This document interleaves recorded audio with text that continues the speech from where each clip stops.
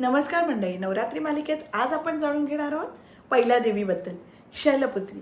या देवीचा जन्म कसा झाला, तिच्या रूपामागे काय अर्थ आहे आणि कुठे कुठे तिची मंदिरे आहेत हे आपण आज जाणून घेऊ. शैलपुत्री म्हणजे पर्वतराज हिमालयाची कन्या. त्या मागील जन्मात सती होत्या, भगवान शंकराच्या पत्नी. दक्षाच्या यज्ञात शंकराचा अपमान झाला तेव्हा सतीने देहत्याग केला. पुढच्या जन्मात ते हिमालयाच्या घरी जन्मल्या आणि म्हणूनच त्यांना शैलपुत्री म्हटले जाते. त्यांच्या एका हातात त्रिशूळ आणि दुसऱ्या हातात कमळ आहे आणि त्या वृषभावर आरूढ आहेत. शैलपुत्री स्थैर्य आणि धैर्याचे प्रतीक आहेत. जीवनात अडचणींना सामोरे जाण्यासाठी स्थिर मन आणि धैर्याची गरज असते.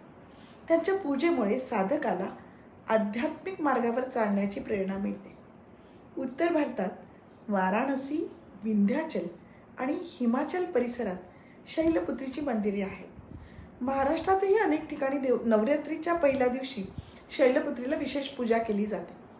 म्हणूनच नवरात्रीच्या पहिल्या दिवशी आपण शैलपुत्री देवीची पूजा करून आयुष्यात स्थैर्य आणि नवा आरंभ मिळवतो. तुम्ही कधी शैलपुत्री देवीचे दर्शन घेतले आहे का? तुमचा अनुभव कमेंटमध्ये जरूर लिहा. उद्या आपण जाणून घेऊ ब्रह्मचारिणी देवीची कथा. जय माता दी.